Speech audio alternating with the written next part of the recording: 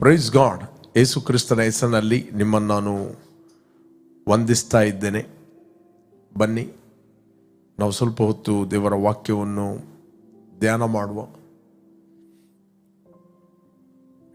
ದೇವರ ವಾಕ್ಯ ಹೇಳ್ತದೆ, ಲೂಕನು ಬರೆದ ಸುವಾರ್ತೆಯಲ್ಲಿ 12ನೇ ವಚನ 35, ನಿಮ್ಮ ನಡುಗಳು ಕಟ್ಟಿರಲಿ, ನಿಮ್ಮ ದಿವಿಟಿಕೆಗಳು ಉರಿಯುತ್ತಾ ಇರಲಿ.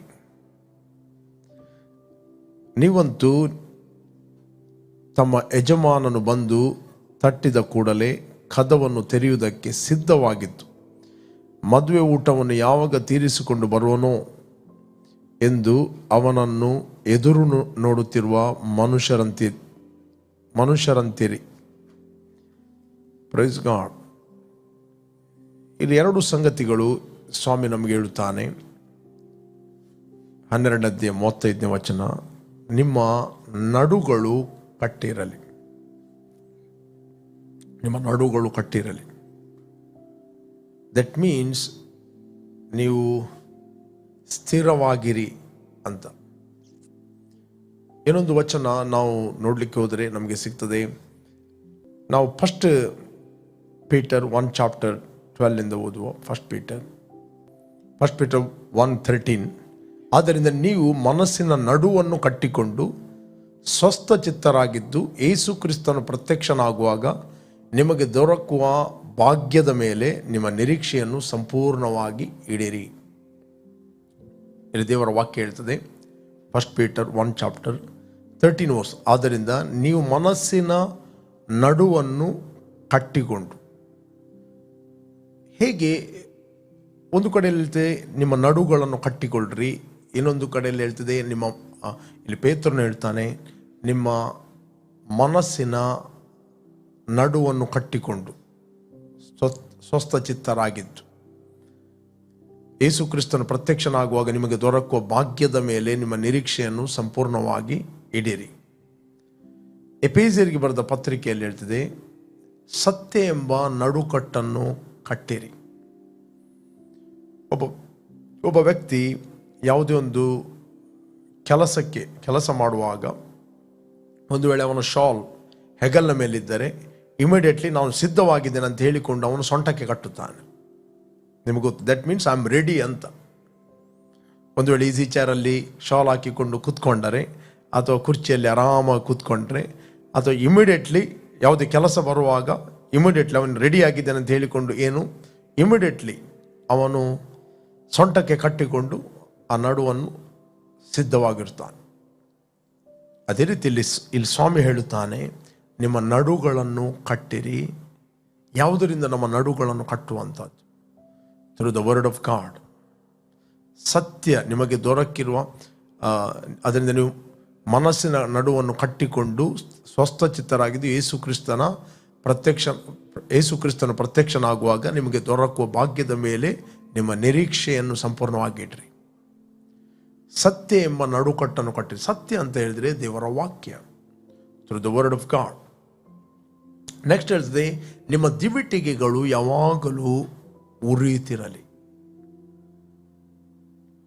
ದಟ್ ಮೀನ್ಸ್ ಮನುಷ್ಯನ ಆತ್ಮವು ಅದು ಯೆಹೋವನ ದೀಪವಾಗಿದೆ. ದಟ್ ಮೀನ್ಸ್ ನಾವು ಯಾವಾಗಲೂ ಸಿದ್ಧವಾಗಿರಬೇಕು, ಯಾವಾಗಲೂ ನಾವು ಉರಿಬೇಕು. ಯಾವಾಗ ನಿಮ್ಮ ಒಳಗೆ ಆ ಬೆಂಕಿ ಇರ್ತದೆ, ಯಾವಾಗ ನೀವು ಉರಿತೀರಿ, ಆಗ ನೀವು ಅನೇಕರನ್ನು ಉರಿಸ್ತೀರಿ. ಅದಕ್ಕೋಸ್ಕರ ಒಂದು ಕಡೆಯಲ್ಲಿ ಒಂದು ಸಭೆಗೆ ದೇವರ ಆತ್ಮನು ಹೇಳ್ತಾನೆ, ನೀನು ತಣ್ಣಗೂ ಅಲ್ಲ ಬೆಚ್ಚಗೂ ಅಲ್ಲ, ನಿನ್ನನ್ನು ನನ್ನ ಬಾಯಿಂದ ಕಾರಿ ಬಿಡುತ್ತೇನೆ. ದೇವರ ಆತ್ಮನೊಂದು ಸಭೆಗೆ ಹೇಳುವಂಥದ್ದು, ನೀನು ತಣ್ಣಗೂ ಅಲ್ಲ ಬೆಚ್ಚಗೂ ಅಲ್ಲ. ನೀನು ತಣ್ಣಗಿಲ್ಲದ್ರೆ ಬೆಚ್ಚಗಾಗಿದ್ರೆ ಒಳ್ಳೆದಿತ್ತು, ನೀನು ಉಗುರು ಬೆಚ್ಚ ಅಂತ ಹೇಳ್ತಾನೆ. ಕ್ರಿಸ್ತಿಯ ಜೀವಿತದಲ್ಲಿ ನಾವು ಯಾವಾಗಲೂ ಉರಿಬೇಕು. ಓಕೆ, ಹೇಗೆ ನಾವು ಉರಿಯುವಂಥದ್ದು? ಎರಡು ಸಂಗತಿಗಳು, ಪ್ರೀತಿ ಮತ್ತು ಸತ್ಯ. The love and truth. ಪ್ರೀತಿ ಸತ್ಯತೆಗಳು ನಿನ್ನನ್ನು ಬಿಡದಿರಲಿ. ಸತ್ಯ ಅಂತ ಹೇಳಿದರೆ ದೇವರ ವಾಕ್ಯ. ಯೇಸು ಸ್ವಾಮಿ ಕೊನೆಯಲ್ಲಿ ಪ್ರಾರ್ಥನೆ ಮಾಡಿದ, ತಂದೆ ಇವರನ್ನು ಸತ್ಯದಿಂದ ನೀನು ಪ್ರತಿಷ್ಠೆಪಡಿಸು, ನಿನ್ನ ವಾಕ್ಯವೇ ಸತ್ಯ. 17ನೇ ವಚನ ಯೋಹಾನ ಸುವಾರ್ತೆಯಲ್ಲಿ. 17 ಚಾಪ್ಟರ್ 17 ವರ್ಸ್ ಇರ್ತದೆ, ತಂದೆ ಇವರನ್ನು ನೀನು ಸತ್ಯದಲ್ಲಿ ಪ್ರತಿಷ್ಠೆಪಡಿಸು, ನಿನ್ನ ವಾಕ್ಯವೇ ಸತ್ಯಸಿ, ಇವರನ್ನು ಸತ್ಯದಲ್ಲಿ ಸೇರಿಸಿ ಪ್ರತಿಷ್ಠೆಪಡಿಸು, ನಿನ್ನ ವಾಕ್ಯವೇ ಸತ್ಯವು. Sanctify them by your truth, your word is a truth. ಅದಕ್ಕೆ ಸತ್ಯ ಎಂಬ ನಡುಕಟ್ಟನ್ನು ಕಟ್ಟಿರಿ. ಅಂದರೆ ದೇವರ ವಾಕ್ಯವನ್ನು ನೀವು ಏನು ಹಿಡಿದಿದ್ದೀರಿ ಅದರಲ್ಲಿ ದೃಢವಾಗಿ ನಿಲ್ಲಿ ಮತ್ತು ಉರಿಯಿರಿ ಅಂತ ಬೈಬಲ್ ಹೇಳ್ತದೆ. ಏನು ನೀವು ದೇವರ ವಾಕ್ಯವನ್ನು ಹೊಂದಿದ್ದೀರಿ ಅದನ್ನು ಬಿಟ್ಟುಕೊಡ್ಬೇಡ್ರಿ. ಓಕೆ, ಪರಿಸ್ಥಿತಿಗಳು ಬರುವಾಗ ಅದನ್ನು ಬಿಟ್ಟುಕೊಡ್ಬೇಡ್ರಿ, ಅದರಲ್ಲಿ ಗಟ್ಟಿಯಾಗಿ ನಿಲ್ಲಿರಿ. ಅಪೊಸ್ತಲ ಪೌಲ ಹೇಳುತ್ತಾನೆ ಇನ್ನೊಂದು ಕಡೆಯಲ್ಲಿ 2 ತಿಮೋಥಿ 1 ಚಾಪ್ಟರ್ 13 ವರ್ಸಲ್ಲಿ ನೋಡಲಿಕ್ಕೆ ಹೋದರೆ ನಮಗೆ ಸಿಗ್ತದೆ. 2 ತಿಮೋಥಿ, ನೀನು ಕ್ರಿಸ್ತ ಯೇಸುವಿನಲ್ಲಿ ನಂಬಿಕೆಯು ಪ್ರೀತಿ ಉಳ್ಳವನಾಗಿ ನನ್ನಿಂದ ಕೇಳಿದ ಸ್ವಸ್ಥ ಬೋಧನಾ ವಾಕ್ಯಗಳನ್ನು ಮಾದರಿ ಮಾಡಿಕೊಂಡು ಅನುಸರಿಸು. ನೀನು ಕ್ರಿಸ್ತ ಯೇಸುವಿನಲ್ಲಿ ನಂಬಿಕೆಯು ಪ್ರೀತಿಯುಳ್ಳವನಾಗಿ ನನ್ನಿಂದ ಕೇಳಿದ ಸ್ವಸ್ಥ ಬೋಧನಾ ವಾಕ್ಯಗಳನ್ನು ಮಾದರಿ ಮಾಡಿಕೊಂಡು ಅನುಸರಿಸು. ನೆಕ್ಸ್ಟ್, ನಿನ್ನ ವಶಕ್ಕೆ ಕೊಡಲ್ಪಟ್ಟಿರುವುದನ್ನು ಶ್ರೇಷ್ಠವೆಂದು ತಿಳಿದು, ನಿನ್ನ ಒಳಗೆ ಏನು ಆ ವಾಕ್ಯ ಇದೆ, ನೀನು ಏನು ಆ ವಾಕ್ಯವನ್ನು ಹೊಂದಿದಿ ಅದನ್ನು ಶ್ರೇಷ್ಠವೆಂದು ತಿಳಿ, ಅದನ್ನು ಶ್ರೇಷ್ಠವೆಂದು ತಿಳಿ. ದ ವರ್ಡ್ ಆಫ್ ಗಾಡ್, ನೀನು ನಿನ್ನ ಒಳಗಿರುವ ದೇವರ ವಾಕ್ಯದೊಟ್ಟಿಗೆ ನೀನು ಏನು ಯಾವುದನ್ನು ಕಂಪೇರ್ ಮಾಡಲಿಕ್ಕೆ ಆಗುವುದಿಲ್ಲ. ಜ್ಞಾನವನ್ನು ಶ್ರೇಷ್ಠವೆಂದು ತಿಳಿದರೆ, ನೀನು ತಿಳಿದುಕೊಂಡರೆ ಅದು ನಿನ್ನನ್ನು ಉನ್ನತಿಗೆ ತರುವುದು. ಇಲ್ಲಿ ವಾಕ್ಯದ ಬಗ್ಗೆ ಮಾತಾಡುವಂಥದ್ದು, ಇಲ್ಲಿ ಜ್ಞಾನೋಕ್ತಿಯಲ್ಲಿ ಆ ವಾಕ್ಯವನ್ನು ಜ್ಞಾನ ಅಂತ ಬರೆಯುವಂಥದ್ದು ಮಾತಾಡುವಂಥದ್ದು. ದೇವರ ವಾಕ್ಯವೇ ಯೇಸು ಕ್ರಿಸ್ತನಾಗಿದ್ದಾನೆ. ಯೇಸು ಕ್ರಿಸ್ತನು ನಮಗೆ ದೇವರ ಕಡೆಯಿಂದ ಜ್ಞಾನ, ನೀತಿ, ಶುದ್ಧೀಕರಣ, ವಿಮೋಚನೆಗಳಿಗೆ ಕಾರಣ. ಅದು ಓಕೆ. ನಿನ್ನ ವಶಕ್ಕೆ ಕೊಡಲ್ಪಟ್ಟಿರುವುದನ್ನು ಶ್ರೇಷ್ಠವೆಂದು ತಿಳಿದು ನಮ್ಮಲ್ಲಿ ವಾಸವಾಗಿರುವ, ಜಸ್ಟ್ ಮೆಡಿಟೇಟ್ ದ್ಯಾಟ್, ನಿನ್ನ ಒಳಗೆ ವಾಸ ಮಾಡ್ತಾ ಇದ್ದಾನೆ ಪವಿತ್ರಾತ್ಮನು. ನಮ್ಮಲ್ಲಿ ವಾಸವಾಗಿರುವ ಪವಿತ್ರಾತ್ಮನ ಮೂಲಕ ಅದನ್ನು ಕಾಪಾಡು. That good thing which was committed to you keep by the Holy Spirit who dwells in you, dwells in us. ಅದನ್ನು ಕಾಪಾಡು ಪ್ರಿಯರೇ. ಎಂಥ ಪರಿಸ್ಥಿತಿಗಳು ಬಂದರೂ ನಮ್ಮ ಒಳಗೆ ನಾವು ಆ ವಾಕ್ಯವನ್ನು ಕಾಪಾಡಿದಾಗ ಮಾತ್ರ ನಮ್ಮ ದಿವಿಟಿಗೆಗಳು ಉರಿಯುತ್ತವೆ. ನಿನ್ನ ವಶಕ್ಕೆ ಕೊಡಲ್ಪಟ್ಟಿರುವುದನ್ನು ಅದನ್ನು ಕಾಪಾಡು, ಅದನ್ನು ಬಿಟ್ಟು ಬಿಡಬೇಡ. ಕೊನೆಯ ಕಾಲದಲ್ಲಿ ಬರುವಂಥದ್ದು ದ ಗ್ರೇಟ್ ಸಂಗತಿ ಏನಂತ ಹೇಳಿದರೆ ಡಿಸೆಪ್ಷನ್, ಡಿಸೆಪ್ಷನ್, ದ ಮೋಸ. ಸೈತಾನ ಕೆಲಸ ಏನಂತ ಹೇಳಿದರೆ ನಿಮ್ಮ ಒಳಗಿರುವ ವಾಕ್ಯವನ್ನು ಹೇಗಾದರೂ ಮಾಡಿ ಕದ್ದುಕೊಂಡು ಹೋಗುವಂಥದ್ದು, ಕದ್ದುಕೊಂಡು ಹೋಗುವಂಥದ್ದು. ಅದಕ್ಕೆ ಅಪೊಸ್ತಲ ಪೌಲ ಹೇಳ್ತಾನೆ, ಅದನ್ನು ಕಾಪಾಡು, ಅದನ್ನು ಬಿಟ್ಟುಕೊಡಬೇಡ, ಕದ್ದುಕೊಂಡು ಹೋಗ್ಲಿಕ್ಕೆ ಬಿಡಬೇಡ. ನೀವು ದೇವರ ವಾಕ್ಯವನ್ನು ಕಾಪಾಡಿದರೆ ದೇವರು ನಿಮ್ಮನ್ನು ಕಾಪಾಡುತ್ತಾನೆ.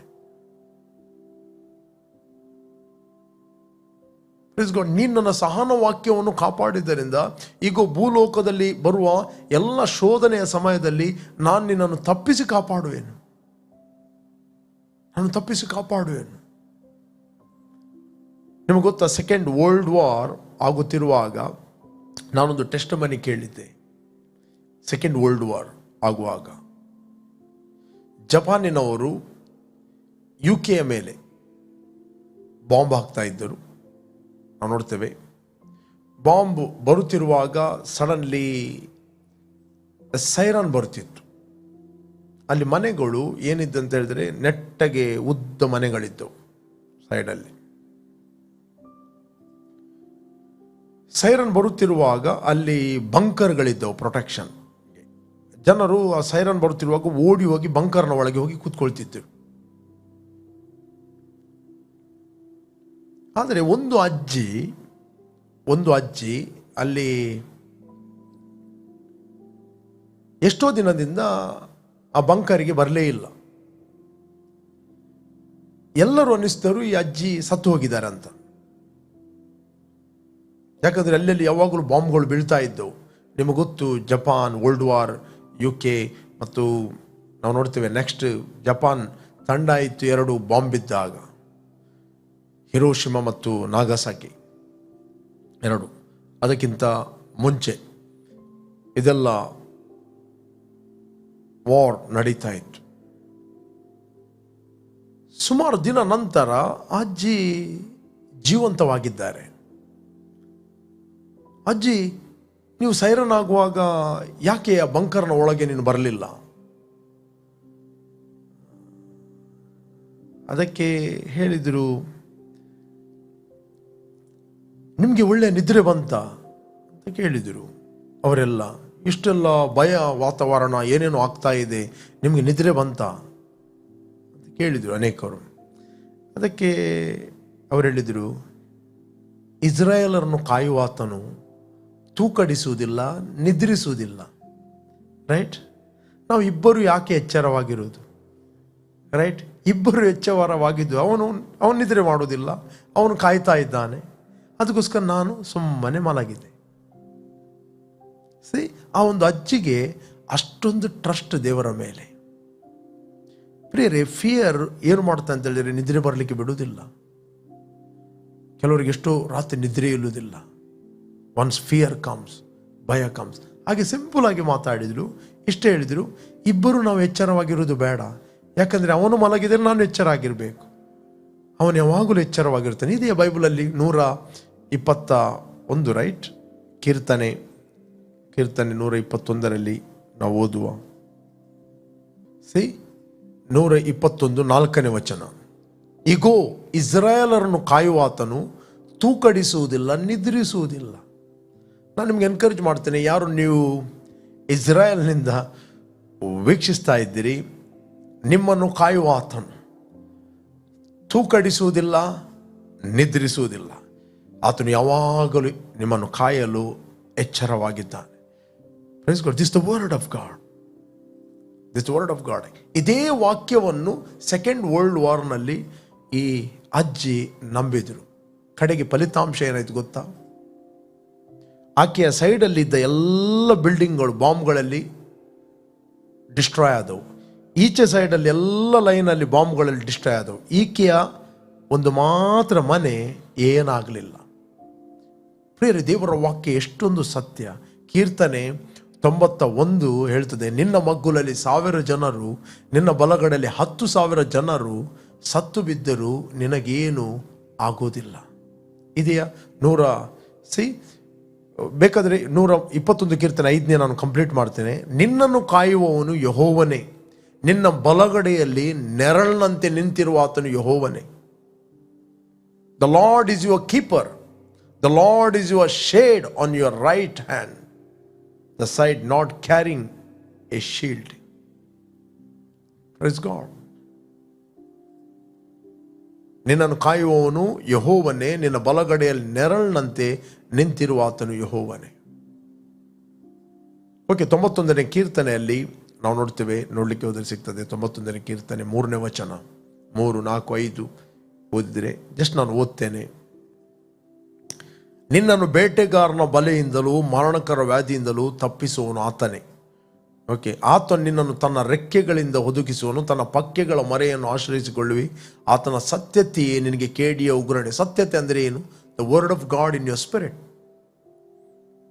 ದೇವರ ವಾಕ್ಯ ನಿನ್ನ ಆತ್ಮದಲ್ಲಿ ಇರುವಂಥದ್ದು. That means revelation. ಅದು ನಿಮಗೆ ಕೇಡಿಯವು ಗುರಾಣಿಯಾಗಿ ನಿಲ್ತದೆ. ನ್ಯಾಚುರಲ್ ಐರನ್ ಡೂಮ್ಗಿಂತ ದೊಡ್ಡ ಗುರಾಣಿ ದೇವರ ಗುರಾಣಿ ಆಗಿದೆ. Please god. ಆತನನ್ನು ತನ್ನ ರೆಕ್ಕೆಗಳಿಂದ ಒದಗಿಸುವನು, ಆತನ ಪಕ್ಕೆಗಳ ಮರೆಯನ್ನು ಆಶ್ರಯಿಸಿಕೊಳ್ಳಿ. ಆತನ ಸತ್ಯತೆ ನಿನಗೆ ಕೇಡಿಯವು ಗುರಾಣಿಯೂ ಆಗಿದೆ. ನೆಕ್ಸ್ಟ್, ಈರುಳಲ್ಲಿ ಭಯ ಹುಟ್ಟಿಸುವ ಯಾವುದಕ್ಕೂ, ಹಗಲಲ್ಲಿ ಹಾರಿ ಬರುವ ಬಾಣಕ್ಕೂ, ಕತ್ತಲೆಯಲ್ಲಿ ಸಂಚರಿಸುವ ವಿಪತ್ತಿಗೂ, ಹಾನಿಕರವಾದ ಮಧ್ಯಾಹ್ನದ ಕೇಡಿಗೂ ಅಂಜ ಕಾರಣವಿಲ್ಲ. ನಿನ್ನ ಮಗ್ಗುಲಲ್ಲಿ 1000 ಜನರು, ನಿನ್ನ ಬಲಗಡೆಯಲ್ಲಿ 10,000 ಜನರು ಸತ್ತು ಬಿದ್ದರೂ ನಿನಗೇನು ತಟ್ಟದು. ಪ್ರಿಯರೇ, ಈ ವಚನ ಯಾವಾಗ ಬರೆದದ್ದು, ಆ ಸೀಸನಲ್ಲಿ ಇಮಿಡಿಯೇಟ್ಲಿ ಒಂದು 10,000 ಜನರು ಸಾಯ್ತಿರ್ಲಿಲ್ಲ ಬಲಗಡೆಯಲ್ಲಿ. ಈಗ ಬಾಂಬ್ ಬಿದ್ದರೆ ಸಾಯ್ತಾರೆ. ಆಗ ಅಂಥ ಪವರ್ಫುಲ್ ವೆಪನ್ಗಳು ಇರಲಿಲ್ಲ. ಈ ಕೀರ್ತನೆ 91 ಬರೆಯುವಾಗ, ರೈಟ್? ನಿನ್ನ ಮಗ್ಗುಲಲ್ಲಿ 1000 ಜನರು, ನಿನ್ನ ಬಲಗಡೆಯಲ್ಲಿ 10,000 ಜನರು ಸತ್ತು ಬಿದ್ದರು, ನಿನಗೇನು ತಟ್ಟದು? ಪ್ರೇರೆ, ದೇವರ ವಾಕ್ಯ ಹೇಳ್ತೀನಿ, ನಿಮ್ಮ ನಡುಗಳು ಯಾವಾಗಲೂ ಕಟ್ಟಿರಲಿ, ನಿಮ್ಮ ದಿವಿಟಿಗೆಗಳು ಯಾವಾಗಲೂ ಉರಿಯಲಿ. That through the word of God. Prayer, ನಮಗೆ ಆಧಾರ ದೇವರು ಹಾಕಿದ್ದಾನೆ. ಗಾಡ್, ನೀವು ಬಹು ದಿವಸ ಬದುಕಲು ದೇವರು ಹೇಳ್ತೇನೆ, ನಾನೇ ಆಧಾರ.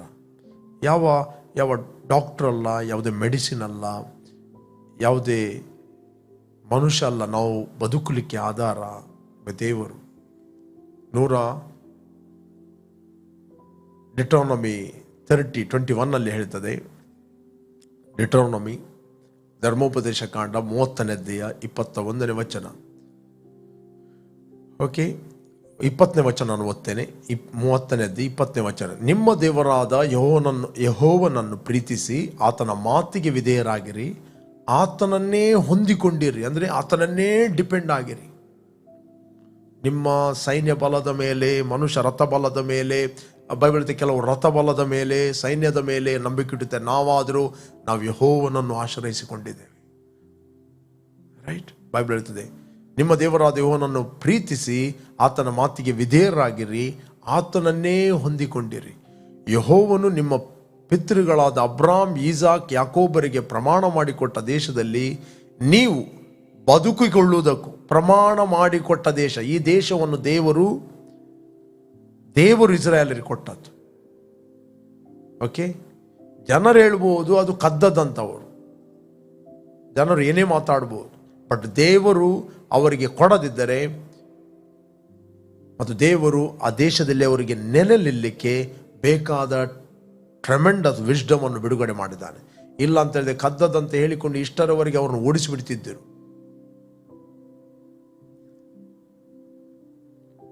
ಇಸ್ರಾಯೇಲ್ ದೇಶ ಸುಮಾರು 8 ಸರಿ ಯುದ್ಧದಲ್ಲಿ 8 ಸರಿ ಕೂಡ ಅವರೇ ವಿನ್ ಆಗಿದ್ದಾರೆ. ನಾವು ನೋಡ್ತೇವೆ 8 ಸರಿ ಅವರಲ್ಲಿ 1948ರಿಂದ ಅವರ ಹತ್ರ ಅವರಾಗಿ ಯುದ್ಧಕ್ಕೆ ಹೋದದಲ್ಲ, ಅವರಿಗೆ ಯುದ್ಧಕ್ಕೆ ಬರುವಾಗ ವಿನ್ ಆದದ್ದು ಅವರೇ. ಫಸ್ಟ್ ಸ್ಟಾರ್ಟ್ ಆಗುವಾಗಲೇ 7 ದೇಶಗಳು ಅವರಿಗೆ ವಿರುದ್ಧವಾಗಿ ಯುದ್ಧಕ್ಕೆ ಬಂದವು. 7 ದೇಶಗಳಿಗೆ ವಿರುದ್ಧವಾಗಿ ಅವರು ಯುದ್ಧ ವಿನ್ ಆದರು. ನಾವು ನೋಡ್ತೇವೆ, ಇಸ್ರಾಯೇಲ್ ಜನರು ಐಗುಪ್ತ ದೇಶದಲ್ಲಿ 430 ವರ್ಷ ದಾಸತ್ವದಲ್ಲಿದ್ದು ದೇವರು ಯೆಹೋಶುವನ ಮೂಲಕ ಆ 7 ದೇಶಗಳನ್ನು ಅವರಿಗೆ ದೇವರು ಸ್ವಾಧೀನ ಮಾಡಿಕೊಟ್ಟ. ನಾವು ನೋಡ್ತೇವೆ ಚಿಕ್ಕ ಚಿಕ್ಕ ದೇಶಗಳು, ಕಾನಾನ್ ಯೆಹೋಶುವನ ಮೂಲಕ ದೇವರು ಸ್ವಾಧೀನ ಮಾಡಿಕೊಟ್ಟ. ನೋಡುವರ ದೃಷ್ಟಿಗೆ ಅದು ಅವರವರಿಂದ ಕದ್ದದ್ದು ಅಂತ, ಬಟ್ ದೇವರು ಅವರಿಗೆ ಸ್ವಾಧೀನ ಮಾಡಿಕೊಟ್ಟ. ಯಾಕೆ? ಇಸ್ರಾಯೇಲ್ ಜನರು ಯಾವಾಗ ಅವರು ದೇವರಿಗೆ ಅವಿಧೇಯರಾದರು, ದೇವರೊಂದು ಮಾತು ಹೇಳಿದ. ನಾವು ನೋಡ್ಲಿಕ್ಕೆ ಹೋದ್ರೆ ನಮಗೆ ಸಿಗ್ತದೆ. ಮೊನ್ನೆ ನಾನು ಮಾತಾಡಿದ್ದೆ, ನಾನು 2 ಸ್ಕ್ರಿಪ್ಚರ್ ತೋರಿಸ್ತೇನೆ. ನಂಬರ್ 1, 28ನೇ ಧರ್ಮೋಪದೇಶ ಕಾಂಡ 65ನೇ ವಚನ. ಯೇಸು ಸ್ವಾಮಿ ಶಿಲುಬೆಗೆ ಹೋಗುವಾಗ ಅವರೊಂದು ಮಾತು ಹೇಳಿದ್ರು, ಈ ರಕ್ತ ಅಪರಾಧವು ನಮ್ಮ ಮೇಲೂ ನಮ್ಮ ಮಕ್ಕಳ ಮೇಲೂ ಬರಲಿ ಅಂತ. ಆ ದೇಶದಲ್ಲಿ ನಿಮಗೆ ಯಾವ ವಿಶ್ರಾಂತಿ ದೊರೆಯುವುದಿಲ್ಲ, ಸ್ವಲ್ಪ ಹೊತ್ತು ಅಂಗಲಾಡಿ ಹಿಡುವುದಕ್ಕೂ ಸ್ಥಳ ಸಿಕ್ಕುವುದಿಲ್ಲ. ನೀವು ನಡುಗುವ ಹೃದಯವುಳ್ಳವರಾಗಿ, ದಿಕ್ಕು ತೋರದೆ ಕೆಂಗೆಟ್ಟವರಾಗಿ, ಮನಗುಂದಿದವರಾಗಿ ಇರುವಂತೆ ಯೆಹೋವನು ಮಾಡುವನು. ಇಲ್ಲಿ 64ನೇ ವಚನೆಯಿಂದ ಓದಿ ನಿಮಗೆ ಸಿಗ್ತದೆ. ಭೂಮಂಡಲದ ಚತುರ್ದಿಕ್ಕುಗಳಲ್ಲಿರುವ ಎಲ್ಲಾ ಜನಾಂಗಗಳಲ್ಲಿ ಯೆಹೋವನು ನಿಮ್ಮನ್ನು ಚದುರಿಸುವನು. ಕ್ರಿಸ್ತಶಕ 70ರಲ್ಲಿ ಇಡೀ ಪ್ರಪಂಚಕ್ಕೆ ಅವರು ಚದುರಿಸಲ್ಪಟ್ಟರು. ಅಲ್ಲಿ ನಿಮಗಾದರೂ ನಿಮ್ಮ ಪಿತೃಗಳಿಗಾದರೂ ಗೊತ್ತಿಲ್ಲದ ಮರದ ದೇವರುಗಳನ್ನು, ಕಲ್ಲಿನ ದೇವರುಗಳನ್ನು ಪೂಜಿಸುವಿರಿ. ಓಕೆ, ಆ ದೇಶಗಳಲ್ಲಿ ನಿಮಗೆ ಯಾವ ವಿಶ್ರಾಂತಿ ದೊರೆಯುವುದಿಲ್ಲ, ಸ್ವಲ್ಪ ಹೊತ್ತು ಅಂಗಾಲ್ ಇಡುವುದಕ್ಕೂ ಸ್ಥಳ ಸಿಗುವುದಿಲ್ಲ. ನೀವು ನಡುಗುವ ಹೃದಯವುಳ್ಳವರಾಗಿ, ದಿಕ್ಕು ತೋರದೆ ಕೆಂಗಟ್ಟವರಾಗಿ, ಮನಗುಂದಿದವರಾಗಿಯೂ ಇರುವಂತೆ ಯೆಹೋವನು ಮಾಡುವನು. ನೆಕ್ಸ್ಟ್, ಬದುಕುವೆವೋ ಇಲ್ಲವೋ ಎಂಬುದಾಗಿ ಅನುಮಾನ ಪಟ್ಟು ನೀವು ಹಗಲಿರುಳು ಪ್ರಾಣ ಭಯದಲ್ಲಿರುವಿರಿ. ಪ್ರಾಣದ ಮೇಲಿನ ನಂಬಿಕೆಯನ್ನು ಬಿಟ್ಟು ಬಿಡುವಿರಿ. ಮನಸ್ಸಿನಲ್ಲಿ ಯಾವಾಗಲೂ ಪ್ರಾಣ ಭಯವಿರುವುದರಿಂದಲೂ, ಕಣ್ಣಿನಿಂದ ಭಯಂಕರವಾದ ಸಂಗತಿಗಳನ್ನು ನೋಡುವುದರಿಂದಲೂ ನೀವು ಹೊತ್ತಾರೆಯಲ್ಲಿ ಅಯ್ಯೋ ಅಯ್ಯೋ ಸಾಯಂಕಾಲ ಯಾವಾಗ ಬರುವುದು ಎಂದು, ಸಾಯಂಕಾಲದಲ್ಲಿ ಅಯ್ಯೋ ಅಯ್ಯೋ ಮರುದಿನ ಯಾವಾಗ ಬರುವುದು ಎಂದು ಹೇಳುವಿರಿ. ನೀವು ಐಗುಪ್ತ ದೇಶವನ್ನು ತಿರುಗಿ ಎಂದಿಗೂ ನೋಡುವುದಿಲ್ಲವೆಂದು ಯೆಹೋವನು ಹೇಳಿದರೂ ಆತನು ನಿಮ್ಮನ್ನು ಹಡಗುಗಳನ್ನೇರಿಸಿ ಅಲ್ಲಿಗೆ ತಿರುಗಿ ಹೋಗ ಮಾಡುವನು. ಅಲ್ಲಿ ನೀವು ಶತ್ರುಗಳಿಗೆ ನಿಮ್ಮನ್ನು ದಾಸದಾಸಿಯರನ್ನಾಗಿ ಮಾರಿಕೊಳ್ಳಬೇಕೆಂದು ಅಪೇಕ್ಷಿಸಿದರೂ ಯಾರು ನಿಮ್ಮನ್ನು ಕೊಂಡುಕೊಳ್ಳುವುದಿಲ್ಲ. ಇದು ಕ್ರಿಸ್ತಶಕ 70ರಲ್ಲಿ ಅವರಿಗೆ ನಡೆಯಿತು, ನಾವು ನೋಡ್ತೇವೆ. ಬಟ್ ಈ ದೇಶವನ್ನು ದೇವರು ಪ್ರೀತಿ ಮಾಡಿದ್ದಾನೆ. ಜೆರೆಮಯ 31:10 ನಾವು ಓದಲಿಕ್ಕೆ ಅದು ನಮಗೆ ಸಿಗ್ತದೆ. ಯೆರೆಮೀಯನ ಗ್ರಂಥ 31:10.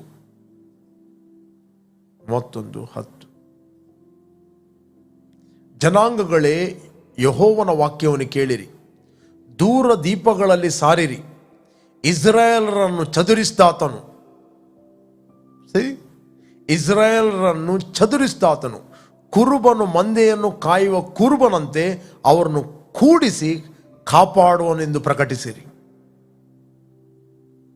ಯೆಹೋವನು ಯಾಕೋಬರನ್ನು ವಿಮೋಚಿಸ್ತಾನಲ್ಲ, ಅವರಿಗಿಂತ ಬಲಿಷ್ಠರ ಕೈಯಿಂದ ಅವರನ್ನು ಬಿಡಿಸ್ತಾನಷ್ಟೇ.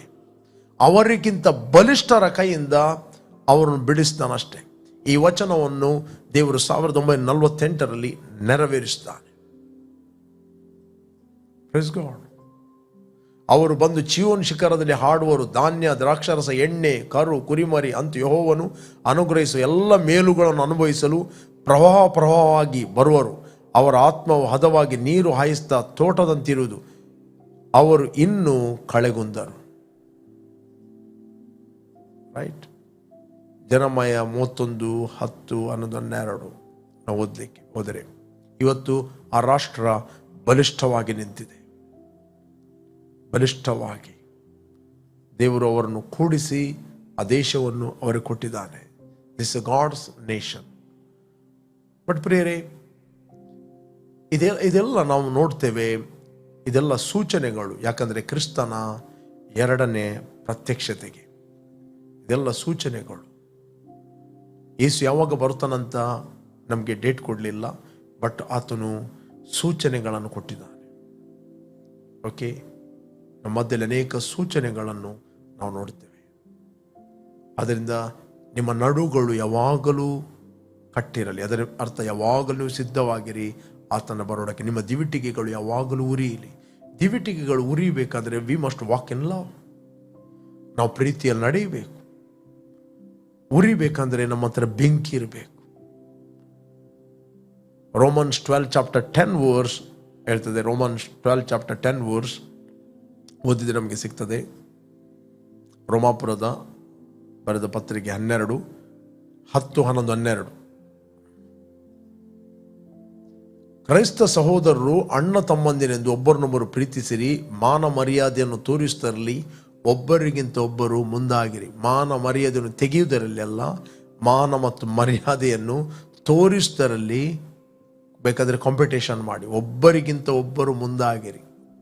ಮಾನ ಮರ್ಯಾದೆಯನ್ನು ತೆಗೆಯುವುದರಲ್ಲಿ ಒಬ್ಬರಿಗಿಂತ ಒಬ್ಬರು ಮುಂದಾಗುವುದಲ್ಲ.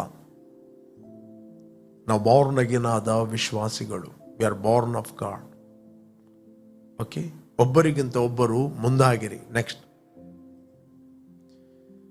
ಜಾಗ್ರತೆ ಬೇಕಾದಲ್ಲಿ ಆಲಸ್ಯವಾಗಿರದೆ ಆಸಕ್ತಿ ಚಿತ್ತರಾಗಿದ್ದು ಕರ್ತನ ಸೇವೆ ಮಾಡುವರಾಗಿರಿ. ಇಂಗ್ಲಿಷ್ ಅದೇ.